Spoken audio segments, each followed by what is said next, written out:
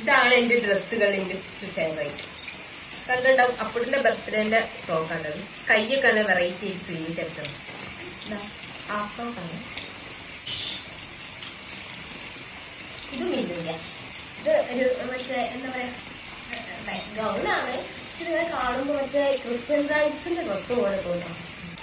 ഇത് ഞങ്ങളെ കല്യാണം കഴിച്ച ആദ്യത്തെ വിഷുവിന് ഏട്ടൻ വാങ്ങിയത്. ഏട്ടന് ഓർമ്മ ഉണ്ടോ? ഈ പള്ളിയുടെ ഒറ്റ ഡ്രസ് എനിക്ക് പറ്റില്ല. അതിന്റെ അടിവശം കണ്ടിട്ട് ഫുൾ വർക്ക് വരുന്നുണ്ട് കേട്ടോ.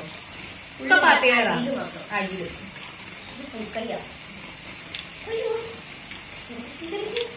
കയ്യൊക്കെ പറ്റിട്ടോ.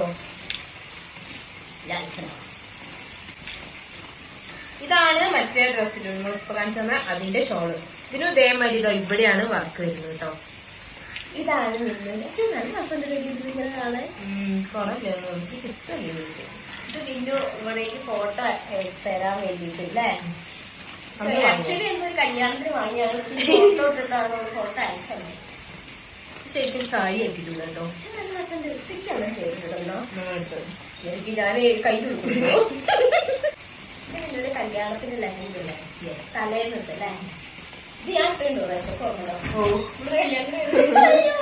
എന്റെ ഫ്രണ്ട് കല്യാണം മഴ പെയ്ത് നാറി. എന്നാലും ഇത് ഇപ്പോഴും പുത്തൻ പോലെ ഉണ്ട് കേട്ടോ. ഞാൻ ഇടാറില്ല. സമയത്ത് ചോളില്ലേ ഈ സാധനം. ഇതാണ് ആ ലഹങ്കയിലെ ടോപ്പ് വരുന്നത് കേട്ടോ. അന്നിങ്ങത്തൊക്കെ ഫാഷൻ ആണല്ലോ. ഇതാ കൈക്ക് ഇവിടെ ഒരു ചെറിയ എന്തൊരു സംഭവിച്ചിരിക്കുന്നു. വീണ്ടും വീട്ടിൽ എൻഗേജ്മെന്റ് ലഹങ്ക രാജാപ്പട്ട ഇഷ്ടപ്പെട്ടു. ഇതിന്റെ തന്നെ ബ്ലൂ ഇനി ഏട്ടന്റെ ഷർട്ടും കൂടെ പറയേണ്ട കാര്യം. ഇതും ഒരു ഫുൾ ഫ്രോക്ക്.